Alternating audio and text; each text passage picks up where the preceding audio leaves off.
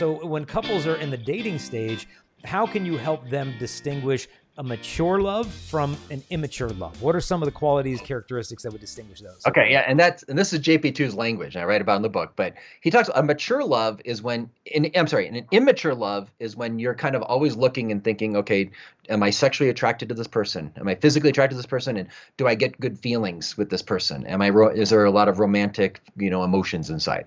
And John Paul II says that's a very immature love. That's not really love. That's just you're having a psychological reaction. Not just you're just reacting to things. Real love, a mature love, is about what really exists between the two people in reality, not just my emotions or my sensuality.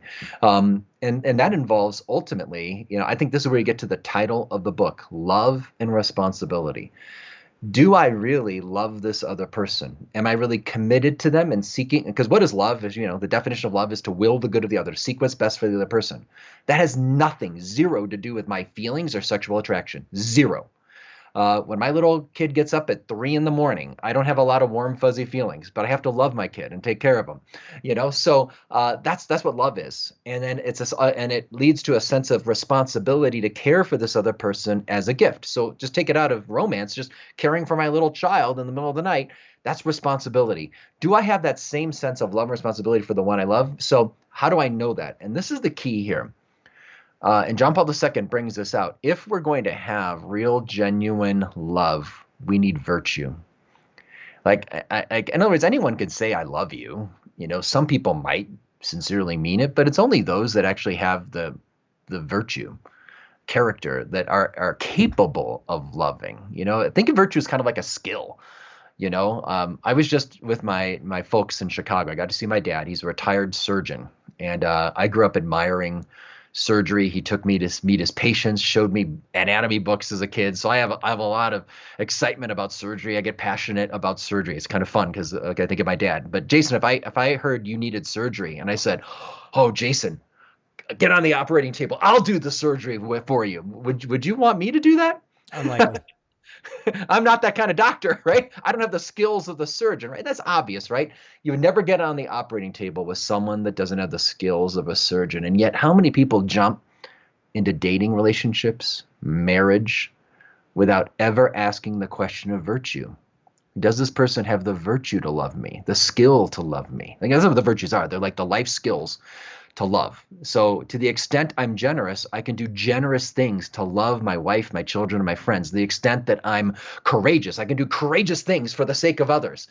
To the extent that I have self-control and I'm self-possessed, I can give myself and love to others, right? But to the extent I lack kindness, patience, generosity, I will do unkind things, impatient things, selfish things that hurt my wife and hurt my kids. So the idea of living theology of the body, living love and responsibility isn't just like, oh, I got this great map, I want to give myself as a gift. Well, okay, great. How are you going to do it?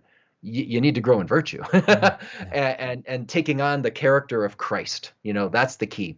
And so the number one thing now, JP2, he writes about it subtly, but it comes in the book.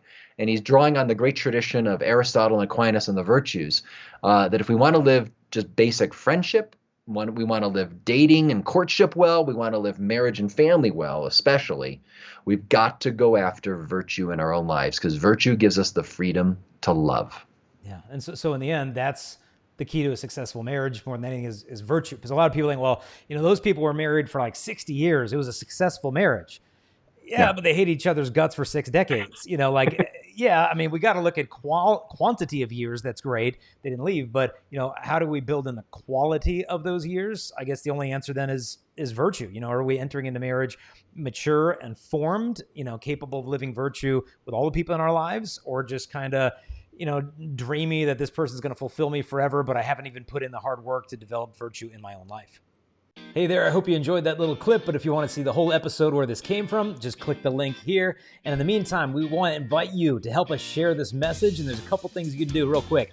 Number one, if you like or comment or share this video, YouTube will actually show it to more people. Also, don't forget to subscribe, hit the notification bell. We release videos every single day, and you'll be notified as soon as those come out. If you want to help us also to spread this message, you can support us at patreon.com/Jason Evert. That helps us to create these videos and show them to the whole world. God bless.